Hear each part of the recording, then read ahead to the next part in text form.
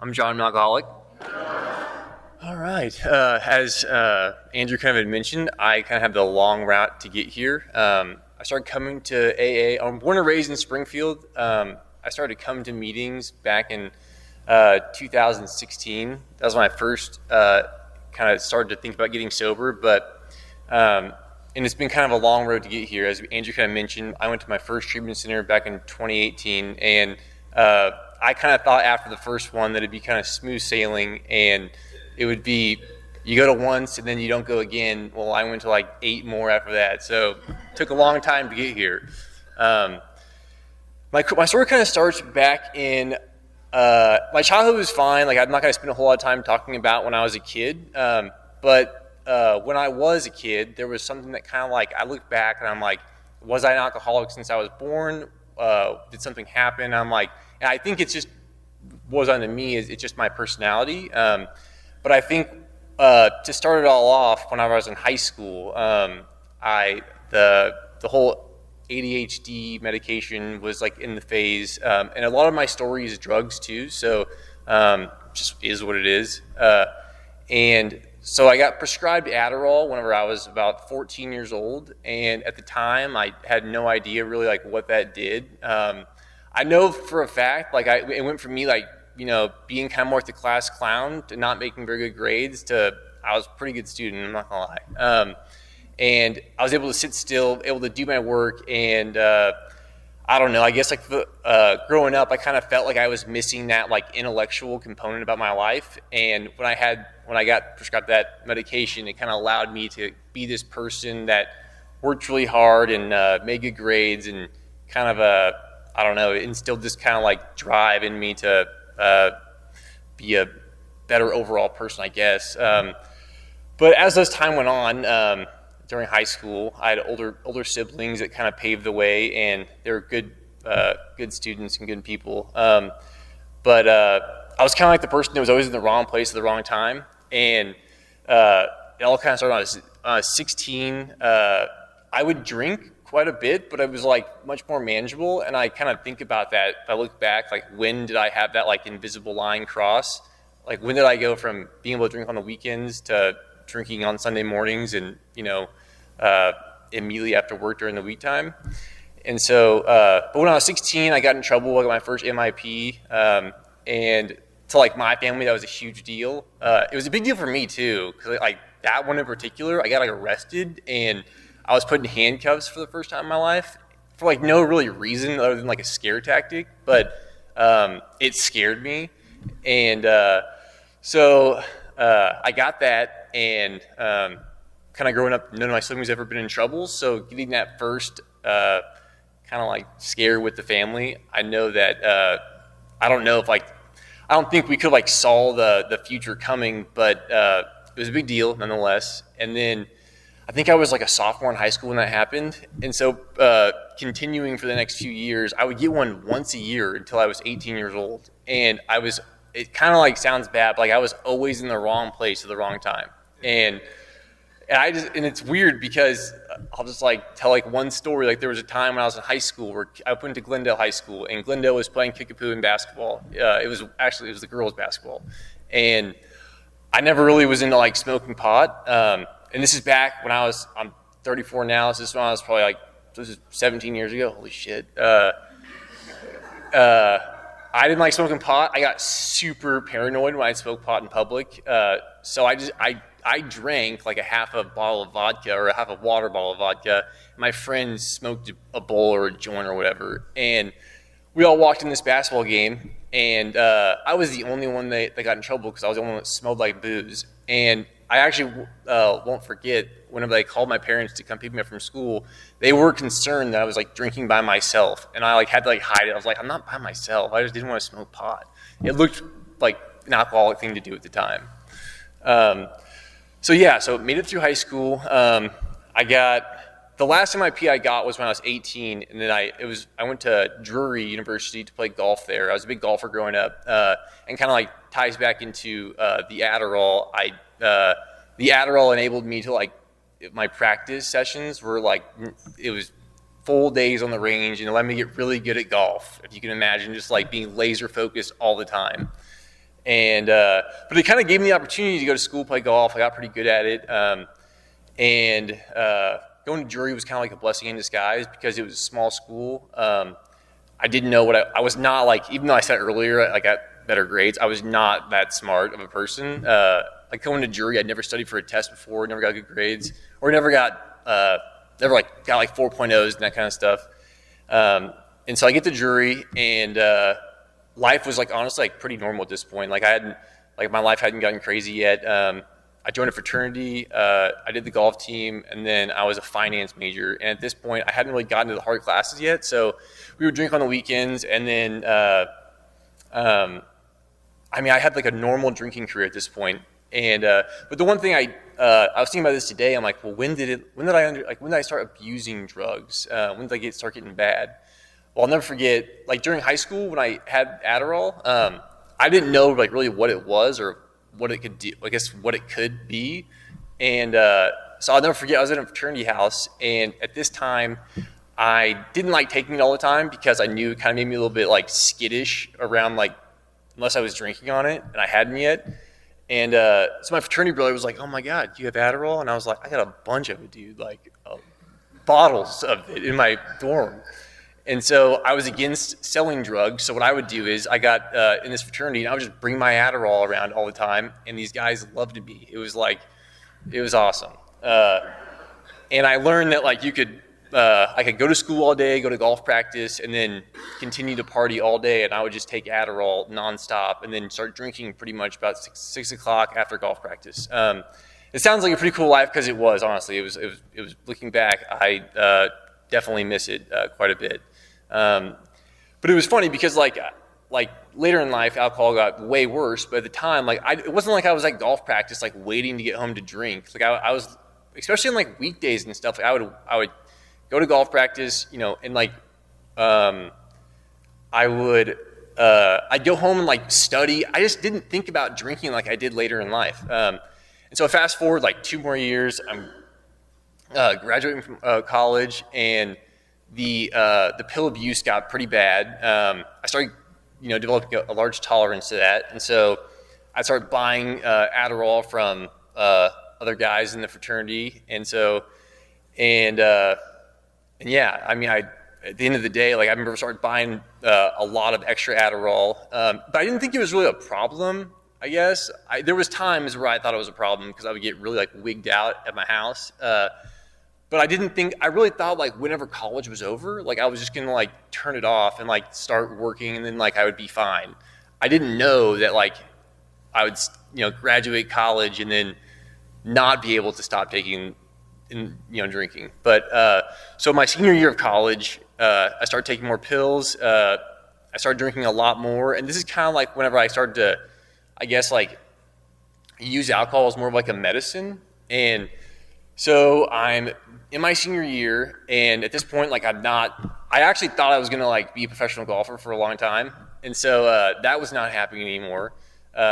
And so I started to drink a lot, and I started drinking a lot by myself. Well, I guess by myself, like at my house with like I had a roommate and my brother, and I would like drink.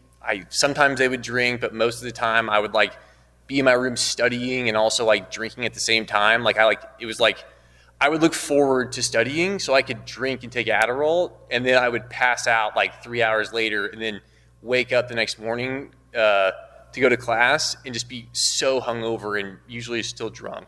And so as I'm going through my senior year, I end up graduating in like 2014, and the summer before, I was mentioning this, I had an opportunity to apply to a graduate assistantship or at Missouri State to work in their College of Business. It was for the dean of the business school. I kind of applied at random, and I knew a guy that knew someone, and so I applied, and I ended up getting the job. And so I was a graduate assistant from Missouri State in the College of Business. It was working 20 hours a week, and it was doing grad school after graduation for a year and a half. And after I graduated, I did an internship in Kansas City first. So I went from graduating in Springfield with a degree in finance in 2014, drinking every night, and like no one really knew how much because it was just like I would hide it really well.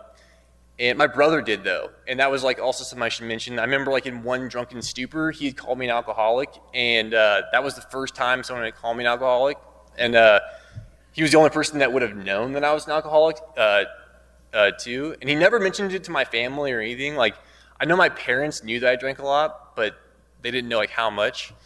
And so I go to Kansas City, and I remember going up there, and again, like I told you, I thought like once I graduated, I was going to be done with like the pills and I thought I was going to just drink and that kind of stuff like everyone else. And so I graduate and I go up there. I remember like the first like, and I'm pretty good like when it comes to like work and stuff. Like I can be a really good employee, and I can. It actually kind of sucks. I can do really well, and I can burn it all down. And so I get to Kansas City, and there's like 20 of us interns. It was a pretty cool internship. They paid for my apartment up there and stuff. And so for the first month, it was like 10 weeks. For the first month, it was awesome. Like I remember like getting, it was like 1,000-person company on the plaza, and I would go in there every day. I'd like go on runs with my boss after work and stuff.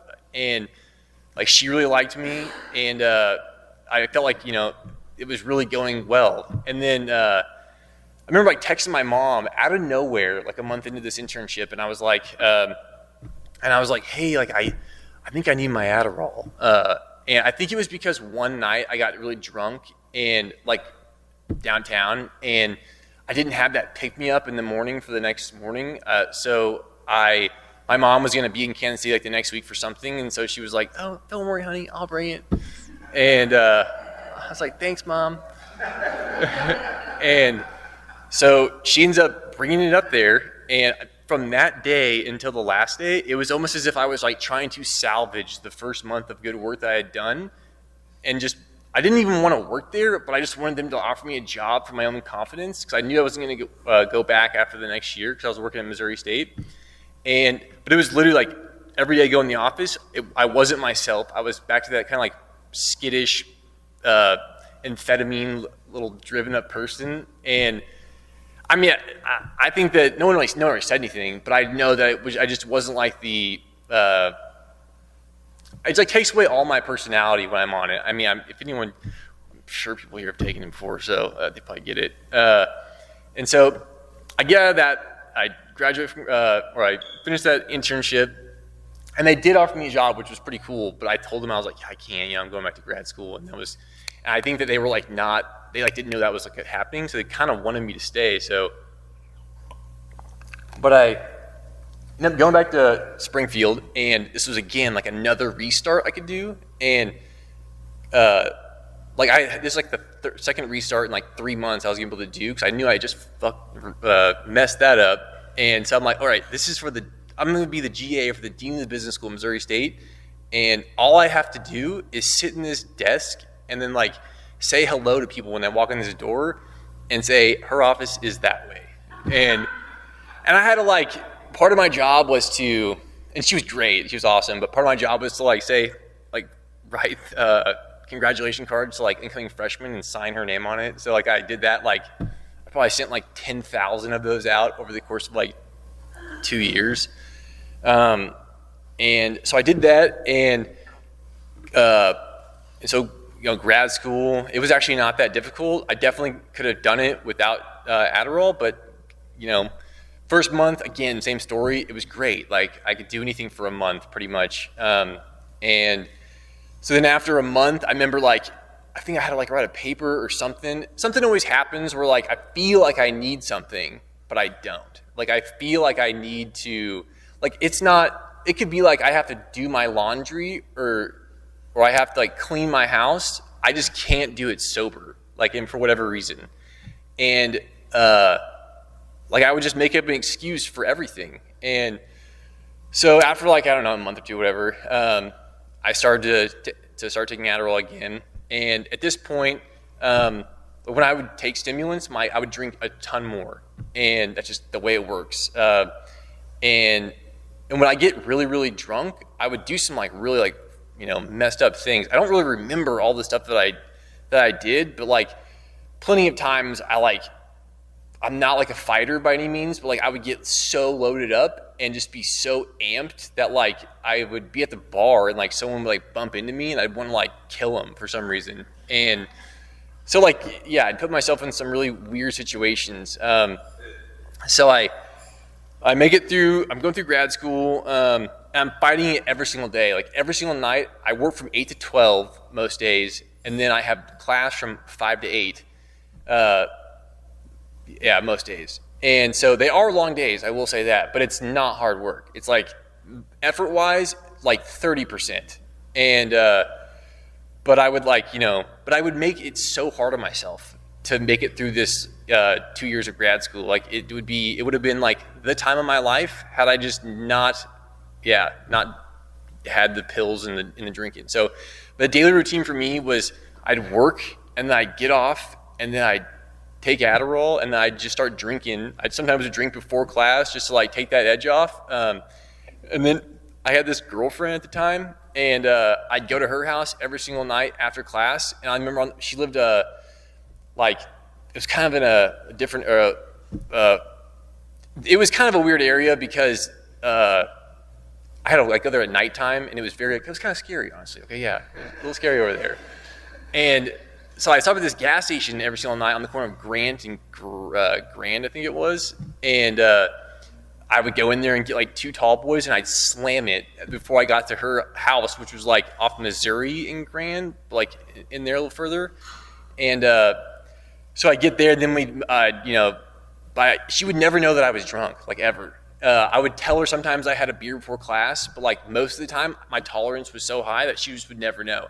I don't think she even like really knew me sober, and we dated for like 2 years. But I became like, that was like my personality. Like I was just drunk all the time. So like, and that's like, kind of goes to say like my parents, like they always saw me drinking. And like if I was out and about, like it was just, drinking was a part of our family, kind of what we did. And so I was just loud and kind of like funny. And I think that like, I even thought that was like my personality, honestly, for a long time. And so I ended up, graduated from grad school. And I didn't know what to do next. And so my dad was a part owner in a company in town. And so I went to go work for him. And I actually went to go intern with him like the summer before I graduated because I was like, I want to see what this life's like. And I was like, okay, we'll see what the banking world's all about. And because I kind of grew up idolizing my dad. And I don't know, I kind of like the idea of wearing a suit and tie to work. It kind of made me feel important. And it kind of fed that ego that I just needed, I guess. I had like, even though I'm tall, I kind of had the short man syndrome. And so I think that like creating this like belief of importance was more important than actually like choosing a job field that I liked doing. And so I ended up interning for my dad's company for a little while, and I didn't even like really like it, honestly. But I was like really scared to do anything else because I'd fucked up every time. And I knew if I went and worked for him, then I would kind of be safe, honestly. And so graduated in December of 2015, and this is important. So when I graduated, I was like, all right, I'm done taking Adderall. Like I'm done. And I actually meant it this time because I told my doctor about it, and I was like, I don't want to be prescribed it anymore. And honestly, at this point, like I've learned enough about addiction now that I was definitely 100% addicted, but I was really burnt out about like just being stimulated all the time. I really just needed a break. That's kind of like what I didn't know that's basically what I was saying. And so it wasn't hard for me to go like a year without taking Adderall because I needed to go a year without, my brain had to slow down. And so I remember graduating from grad school and I was 180 pounds. And then when you just stop taking a medication, I've taken every day for like 15 years. Like I didn't know that I had like also like side effects from that. So I think I was trying to like, my drinking went up big time at that point. So I started it was full time on like January 1st or something like that. Probably January 2nd because bankers holidays. But I remember like for the first like 6 months, I just started drinking a ton more. I remember, to like cut a long story short, I walked into Parkcrest for the first time 9 months later at like 250 pounds. I had gained a ton of weight. And it wasn't all off drinking. It was me and my friend would go to, my best friends lived with me at the time, who's also 3 years sober now, which is pretty cool. But every night we just drink Jack Daniels and eat Chinese food. And honestly, like, I didn't see anything wrong with it until like probably 2 months later. I kind of skipped over this part. I definitely started to feel what withdrawals had felt like at some point. I just didn't know what they were. I would just wake up real anxious and stuff. And I thought like I just had an anxiety problem or like, I don't know, depressed or something. But you'd think it'd be pretty obvious when your hands like start like shaking in the morning. But I knew after a while, like I knew like probably 3 months into working at the bank, that I was like at my desk and my whole body was vibrating. And so every day I'd work until 5 o'clock, and but I would look at the clock anytime from like 3 to 5 and just wait to get off so I can go get some booze. Because as soon as I can get off and get some booze, then like it's not that I was like screaming out for like help, but like, and it's not even that my life was stressful, but like when I go get booze after work, everything would just slow down. And so, and I remember I worked at the International Wine Center, was right across the street from where I worked at, and but I never went there because I didn't want anyone to see me go to that Brown Derby. So I lived on the corner of Portland and Fairway, and so I would go to that little A-frame building by that Walmart, and every day I would go down Glenstone after work, and I actually I moved. I live off East Cherry Street, like way out East Cherry, so I'd go that way, same way. And I remember like driving through there. I'm not like, honestly, like I would be like, I'm not doing it today. I'm not doing it. And then I would be like, I had no choice. I literally like could not.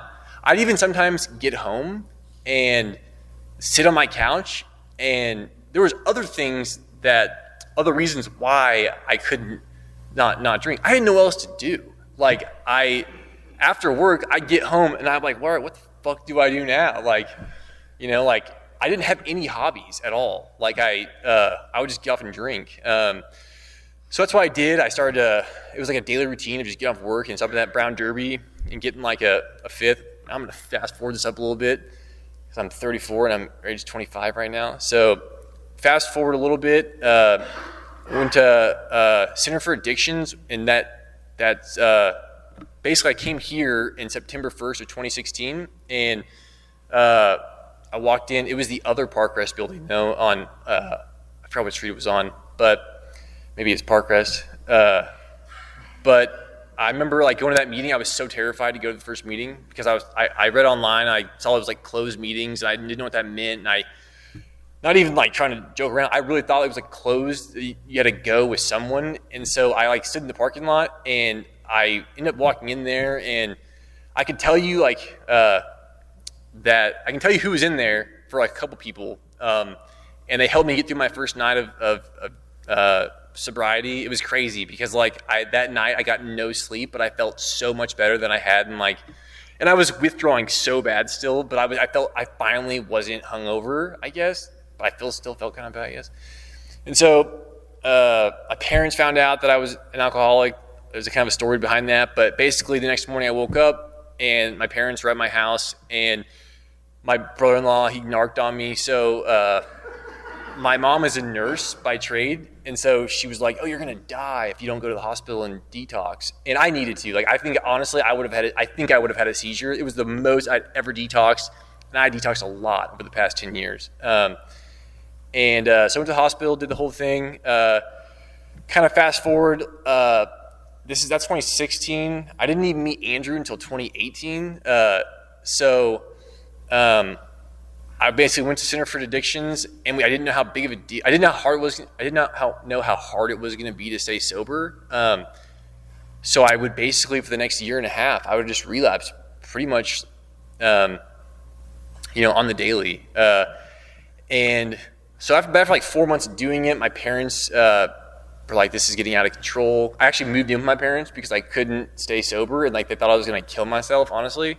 And so they caught me on this pill called Antabuse. And so being like the alcoholic I am, I'm going to get loaded no matter what. And so I got put on Antabuse, and I developed a huge Xanax addiction for the next like 10 years of my life. And that like whole deal is like a whole like dark world that I went down. And it got so much worse each time I'd relapse. But anyways, the next year I was just in and out nonstop. I'd forget like days, weeks at a time, because I'd just be like, and no one knew I was on Xanax for a long time. My mom and dad knew something was kind of like up. My mom and I would go on walks in the morning, and she thought like she would look at my arms to see if I was shooting up like drugs, and I never had done that before. And so she was like, I guess I don't know. I felt really bad looking back. One time in particular, I think about this sometimes. I think about like me staying sober now. I was living with my parents, and I had taken a bunch of Xanax bars the night before, and my mom came in down like and tried to wake me up, and I wouldn't wake up. And it's not that I couldn't wake up for like 2-3 minutes, but she tried to wake me up. And I think it'd only been like 15 seconds, but I think even that much time like just scared the shit out of her. So she was like, what the hell is going on? And I'm not going to, I was never going to tell her because I knew like that the jig would be up if I would tell her. So fast forward, I met Andrew in 2018. I went to Valley Hope. That was 30-day rehab. I remember getting done with that rehab, giving a speech and saying I was going to stay sober forever. And I relapsed that day when I got home at my parents' house. I went to a 4-month rehab 2 months later in Austin, Texas. And I get home, I relapsed like a month later. And then I went back to the same place in Austin, Texas in January of 2019. And at this time, I was like, again, like everything had gone wrong in my life at this point, like everything. And so I get to this place, and I could not stay sober. And I was trying everything. Well, not everything, but I thought I was trying everything. And but I get there, and I'm like, oh yeah, so big part of the story is, so Daniel, who, not to give it anonymity, but he's my sponsor, Daniel was my counselor at this place in Austin, Texas. That's where I met Daniel for the first time. So Daniel, yeah, love that guy. And so I go to Austin, and at this point, I remember telling myself, I'm like, whatever I have to do, I'll do it. I'll do sober living. I'll do whatever. I finally was like, I'll quit the bank. I still work for my dad at this point, honestly. Or yeah, I still work for him. The company had sold in 2018, so he couldn't save me anymore, basically. So we kind of just parted ways. But I did the whole 4 months stay in treatment on this ranch in Texas. And then afterwards, I did this sober living in Austin. And then they told me to get like a sober job, so I did. And I was a valet attendant for this hotel in Austin for like 3 or 4 months. And then after that, I went and worked in a treatment center in Austin. And life was going great, honestly. Like I was newly sober or whatever. And I moved home like a year later, and this is when COVID started. So I moved home with a year sober, and COVID happened. And so I was going from like a big recovery community, so I just didn't do anything for like 2 years. I know this kratom epidemic is like a real thing now. That was a real thing to me like 5 years ago. That was like, I found that out a long time ago. And I was addicted to that the entire time during COVID. I had relapsed on that probably like a month after I got home from Springfield. So I was sober for like a year. I relapsed. But I maintained my life. I went back to work at a bank, same kind of job, same everything. And I was fully addicted to kratom for like 2 years. I would go by the gas station every morning and buy like 70 capsules every day. And I didn't even know what it was at the very beginning. And then towards the end, like it was the worst ever. But so fast forward, back on, I ended up like relapsing on the hard stuff eventually after like a year and a half. And so I'm just gonna fast forward to, we're getting into the hopeful part now. So I ended up going back to Austin in 2022 to rehab, and I ended up meeting a girl there. It was in 2021. I met a girl there. I met a girl in rehab, and we ended up living together. Like after I graduated, I don't know what the term for it is, but we ended up moving to get next to each other in this apartment complex in Austin, and then we ended up, dating for a long time, a year and a half, and then after a year and a half, we moved from. I stayed sober for like 6 months only, but we ended up moving to Springfield. Everyone thought we were sober, and that was in January of 2023. And as I was just telling Hunter, I was like, we bought a house together, and it was a 90-day close, so we couldn't close for like 90 days. So we had to, just figure out how we were gonna like not blow this thing up in the next 90 days. And long story short, I ended up getting engaged to her like in April of 2023, and we were engaged for like 2 months, and until the wheels went off like really hardcore for me, and that would have been June 26th, 2023, and it was kind of just like a period of just like I cannot stay sober, and I think the longest I'd stay sober, I guess you can call it, was back in 2019 for a year. But even during that time, I mean, I was sober, but like, I don't know, I wasn't like, I was never like content with myself. And I think it was because I was younger and I just like hadn't like really realized what life was all about.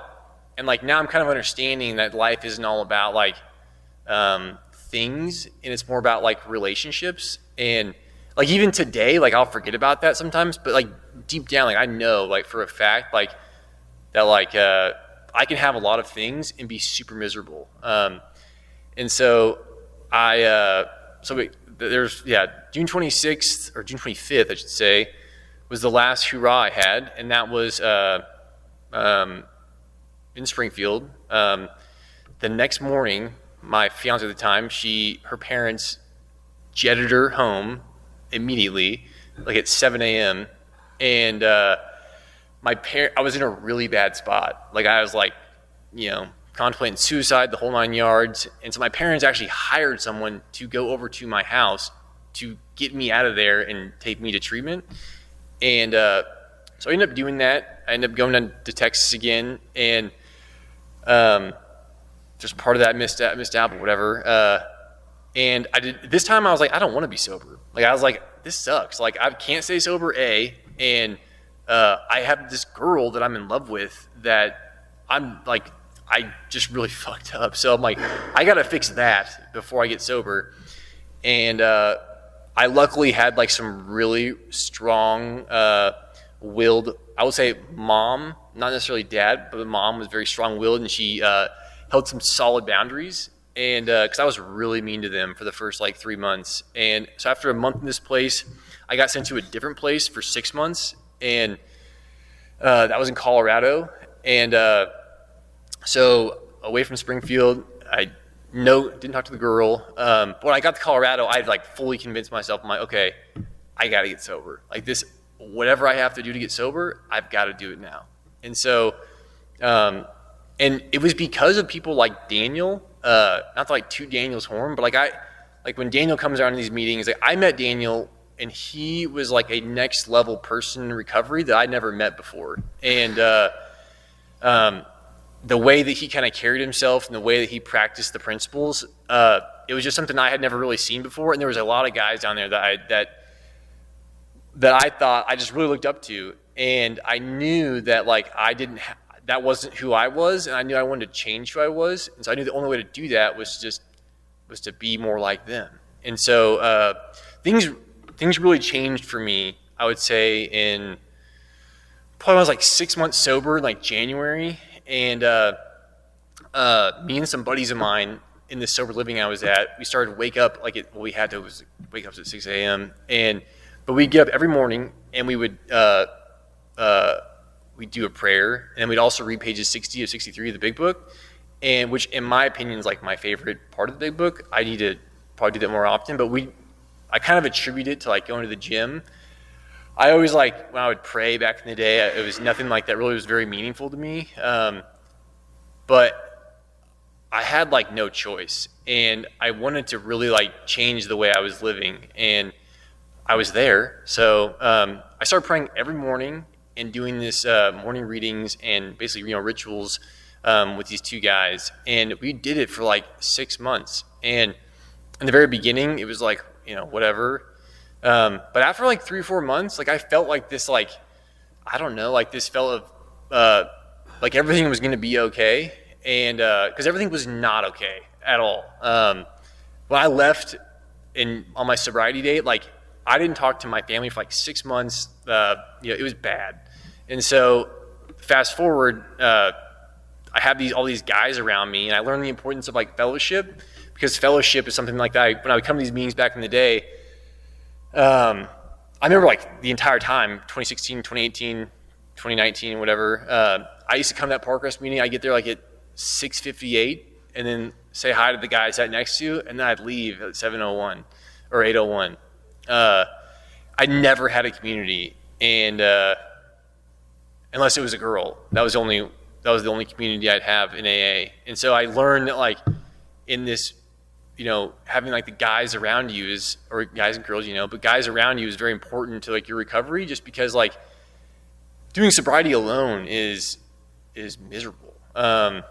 Like it's not like I can't do this by myself. I think I proved that time and time again. Like there's no way I'd be sober right now if I didn't have meetings to go to, and I didn't have people in recovery to talk to, and if I didn't have this like newly formed relationship with like a higher power. And for me, kind of what that looks like is like it's funny because like I can worry a lot about like, if you read the news these days, it's like, like scare tactics all the time. So I can like get pretty worked up sometimes about whatever. And, but like really when I think about it, everything in my life I've been taken care of. Everything in my life has gone the way it was supposed to go. And I've always been given what I needed. The only time my life has ever been bad is when I've been using drugs and alcohol. Like I just call it taking my will back. But like whenever I've been sober, my life has been great. Knock on wood. And so, but I remember moving back to Springfield after I got a year sober, which was 2 years ago. And I remember thinking like, what do I want to do? Like, I don't, I pretty much left out kind of a crucial story, but I kind of got blackballed from the banking world in Springfield for a little bit because of some stupid decisions I made, coming in drunk to work all the time. And so I didn't get any bank jobs. I kind of quit trying after a while. But I applied to a bunch of jobs. I moved to Springfield, and like jobs I had never even like thought about. I was in finance and banking for a long time. So then the company I'm at now, there was a spot on their IT team in the accounting department that I would know 50% of the job and I had to learn 50% of the job. And like lo and behold, like it wasn't even something that crossed my mind, and I love my job today. It's like something like that. It's super challenging, and at least it was when I first started. And like, if like there's anything that I'm kind of proud of, it's like how much I've learned on this job. And like, because I walked in there, I was like, this is gonna be bad, because I didn't know if like I didn't consider myself very smart, honestly, or at least like not one like the tech geniuses that I see in my office all the time. And so throughout the past 2 years, I've been employed now without going to rehab longer than I ever have in my life, and which would be 2 years, which probably isn't that much to brag about, but the work's gone great. I have like, I don't know, like just like thinking about the responsibilities that I'm given at work and how like I show up every single day. I've never missed a day of work for being sick or like just being lazy, PTO is one of those things where I take very, very seriously nowadays. I don't waste it just to waste it. But yeah, and it's funny because like I've got coworkers at my job, and I was very kind of wishy-washy. I'm like, should I tell them about like, who what happened and all that stuff? And I kind of made the decision that, because kind of like Andrew had mentioned, like I was pretty open about my recovery or lack thereof over the past like 10 years. And so I get a job, and I tell everyone that I was like sober. And so when I was drunk on meth, they would figure it out pretty quick. And so I get to this job, I didn't tell anyone about my past at all. And then over the years, like my coworker has a son who is like a little bit more sober than me. And And so whenever he mentioned that, I kind of told him, I was like, I don't drink either. And I've kind of put those plugs in there. I've never told them that I was going to rehab and stuff and all that stuff. And honestly, I don't really care if they find out. It doesn't matter to me. Can't fire me now. No, just kidding. But I kind of like think about, I saw my mom today about that, and I was thinking about like, because I have some like coworkers, they're all like so awesome, but they're all like, some of them are super religious, and I think that would blow their mind if I told them like part of my past.